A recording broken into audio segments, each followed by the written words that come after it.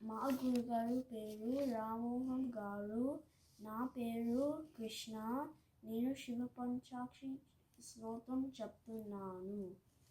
నాగేంద్రహారాయ త్రిలోచనాయ భస్మాంగరాగాయ మహేశ్వరాయ నిత్యాయ శుద్ధాయ దిగంబరాయ తస్మై నకారాయ నమః శివాయ మందాకినీ సలిలాచందనాచర్చితాయ నందీశ్వర ప్రమథ మాత మహేశ్వరాయ మందారముఖ్య బహుపుష్ప సుపూజితాయ తస్మై మకారాయ నమః శివాయ శివాయ గౌరీ వదనాబ్జ బృంద సూర్యాయ దక్షధ్వరనాశకాయ శ్రీనీలకంఠాయ వృషభధ్వజాయ తస్మై శిఖరాయ నమః శివాయ వశిష్ఠ కుంభోద్భవ గౌతమాయ మునీంద్రదేవాజితశేఖరాయ చంద్రార్క వైశ్వానరాలోచనాయ తస్మై వకారాయ నమః శివాయ